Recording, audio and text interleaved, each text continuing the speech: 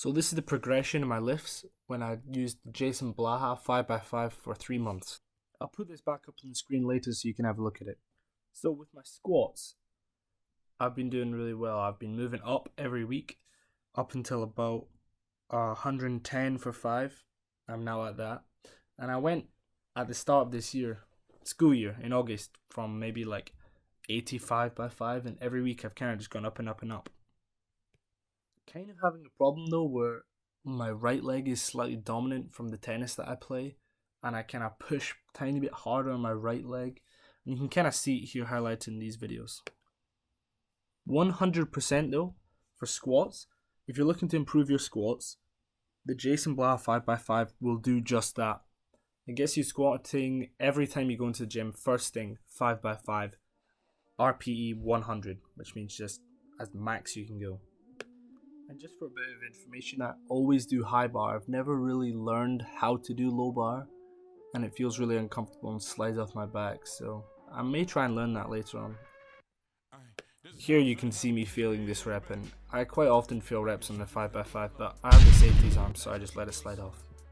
If you look at the bench press, it hasn't gone up as much as the deadlift or squat, which is, I'd say, is typical of 5x5 of people who I've spoken to, because there's not as much emphasis on the deadlift or bench press, but mainly bench press. Certainly has improved though. In this video here, I need to really concentrate on tucking my legs under a bit so I get more quad drive. It looks a bit flat here and unstable, but I have managed to get 72.5 for 5 only for one set, but it's gone up from around 62.5 by 5, I'd say, which is a fair improvement, but not as much as I'd like. Here I've tucked my legs under a bit more so you can see that it just gives a much better benching platform, a slight arch in the back. And you know, we're here at Broadwood Gym. Shout out to all the people who are watching this video working at our Broadwood Gym.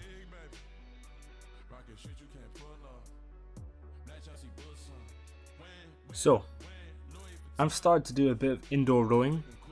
The heavy barbell row for 5x5 that Jason Blaha has you doing at every workout has, I'd say, that and the squats have tremendously improved how much I can pull on the rowing machine. I've improved a lot since last year, and hopefully our relay team can do pretty well, probably about a week after you're seeing this, on the 17th of November.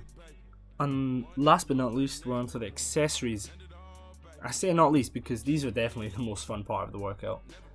I do enjoy the squats and I do love bench and deadlift, but the accessories, they're good. The ones he has you doing, they really blow up the traps, and the arm work you're doing just kind of adds overall mass. And to be honest, I kind of neglect the hamstrings on it. I usually don't do the hyperextensions that you'll see at the end of the video, just because the workout takes long enough as it is, and I'm busy with schoolwork and hockey and rowing, all these things, and tennis as well. Just as a final tip to people that are planning to get on the Jason Blaha 5x5, I fully recommend it, but focus on strength in your 5x5. Focus on putting as much weight as you can with proper form. With your accessories, don't. I would say incorporate more of a bodybuilding style work where you focus on the muscle moving up and down, or however it's moving, and in that way I think you'll make the most gains on this 5x5.